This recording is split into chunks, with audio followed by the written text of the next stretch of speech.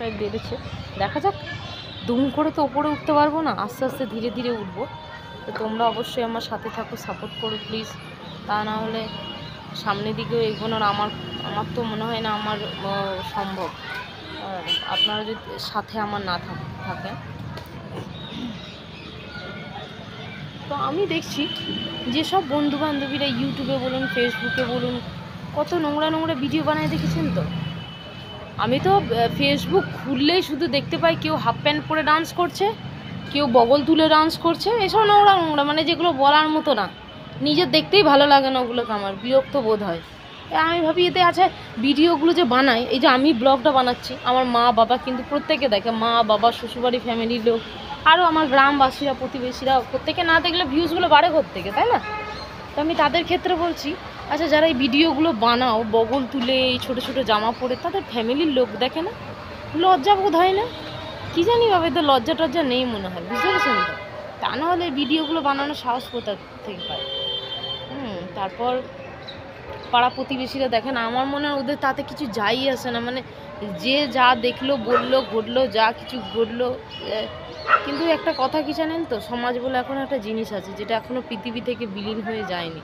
তা না হলে তো সূর্য, চন্দ্র, এইগুলোর উপর মানুষের বিশ্বাসই চলে যেত। তো আমি সেটাই বলতে চাই, সমাজ বলে একটা জিনিস আছে, সমাজেরও একটা মান সম্মান বজায় রাখার চেষ্টা করি। এত নোংরা নোংরা ড্রেস পরে ভিডিও বানাই। একটা কথা শুনুন, যে যারা এই নোংরা নোংরা ভিডিও বানাচ্ছে, ব্লগ বানাচ্ছে, একটা জিনিস ফলো করবেন, তাদেরই ব্লগ বেশি, তাদেরই ভিউজ বেশি, এবং তাদেরই লাইক বেশি, এবং কমেন্টও বেশি। কমেন্টও পড়তে আসে আমার মতো কজনা, মানে যাদের আর খেয়ে দেয়ে কাজ নেই। আমারও মাঝে মধ্যে খেয়ে দেয়ে কাজ থাকে না, তখন আমিও কমেন্ট করতে যাই। তো কমেন্ট করতে যাই আমার মতো কজনা, আর লাইক করতে যাই তাদের মতো মানে যারা ভিডিওগুলো বানায়, তাদের মতো যারা তারাই লাইক করে, আর ভিউজগুলো বাড়ে। এই কারণেই আমার মতো বিরক্তকর মানুষ যারা আছো, এইসবের প্রতি ঘেন্না, বিরক্তকর মানুষ যারা আছো, তারা ওই হট করে চোখের সামনে চলে এলে, বাবা এরকম আচানক কিছু চললে না, মানুষ এরকম একটা, মানে কি বলবো, একটা উদ্বিগ্ন হয়ে ওঠে, সেরকম, বুঝতেছেন তো? আমি ভাবি যে এরা যে এরকম ছাপবেন, দেখছি উনি কিন্তু রীতিমতো ওনার বয়স হয়েছে। আমি যে ব্যক্তি সম্বন্ধে বলছি, অবশ্যই আমার নাম করাটা কোনো উচিতই না। আমি দেখছি, মানে ওনার নাম আমি তো বলবোই না, সোশ্যাল মিডিয়া বলাটা একদমই উচিত নয়। আমি দেখছি বাড়িতে ভাত খাওয়াচ্ছে, ধরুন মেয়েকে, দেখছি হাফ প্যান্ট পরে আছে। মানে উনি ভাবছেন আমি বিশাল একটা মহত্ব কাজ করে ফেলছি, ব্লগ বানাচ্ছি, ব্লগ বানিয়ে এই ছোটো ছোটো ড্রেসগুলো পরে ফেসবুক, ইউটিউবে আমি ভাইরাল হয়ে গেছি। আমি ওনার ক্ষেত্রে বলছি, ওনার লজ্জা লাগে না? বেহায়া মেরে গেছে একদম। ওনার ভিডিও দেখতে আমাদেরও নিজেদেরও লজ্জা লাগে, মানে সামনে চলে এলে ভাবি আমার পিছনে কেউ না দেখে ফেলে, ফ্যামিলির কেউ না দেখে ফেলে, মেয়ে দেখছে না তো, এরকম একটা ব্যাপার। আর নোংরা যাকে একদম বলে, বুঝতেছি। আর দেখুন, আমরা এরকম জামা প্যান্ট পরে, এইসব ভালো ড্রেস পরে ভিডিও বানাচ্ছি, আমাদেরগুলো দেখবেন ফলো করে, ভিউজই হয় না।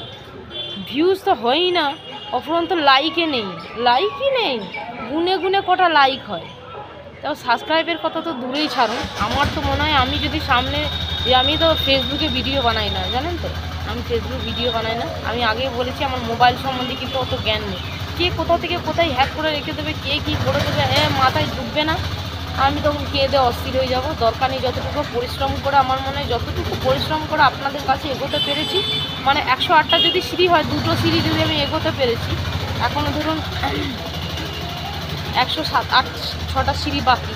তো আমি বলছি যে আমি জিন্দগি পৌঁছাতে পারবো না এইভাবে, বুঝলেন? যাই হোক, বক্তব্য আমি কী সব ভুলে ফেলছি। যদি উল্টোপাল্টা কিছু ভুলে থাকি, আমাকে ক্ষমা করবেন। আমি ক্ষমা প্রার্থী, যদিও কেন ক্ষমা প্রার্থী হবেন, অবশ্যই আমি ক্ষমা প্রার্থী, উল্টোপাল্টা কিছু বলিনি, ঠিক আছে? বিশেষ কিছু উল্টোপাল্টা বলিনি। আজ দেখুন সাধন সাথী, ওনাদের লেভেলটা দেখুন, ওনারা কোথায়। আর দেখুন, ওরা কোনো নোংরা ড্রেস পরে ভিডিও বানায় না, নিজের সম্মান নিজের কাছে। ওরা যে ভদ্র, ওরা কিন্তু তার মান বজায় রাখে। আরে এখনকার এই চ্যাংড়াপুটিগুলো উঠেছে, খেয়ে দেয় কাজ নেই, যা পাচ্ছে বগল মগল তুলে, তারপর এই জামা প্যান্টের কোনো ছিঁড়ি নেই, এই সব জামা প্যান্ট পরে ভিডিও বানিয়ে দিচ্ছে, দিয়ে দিচ্ছে ওদের, মানে সাধারণ ছাত্রীর থেকে দেখছি ওদের ভিউজ বেশি। আমার মাথা হ্যাঁ হয়ে যায় বা। তো চলুন, যাই হোক, আমার আর বিশেষ কিছু বলার নেই। বিশেষ কিছু বলা থাকলে আবারও পরে বলবো, তাদের প্রতি রাগ জন্মাবে যখন আমি এই রিপিটটা আবার করব। টাটা, আপনারা সবাই ভালো থাকবেন, আমার ভালোবাসা অবশ্যই নেবেন।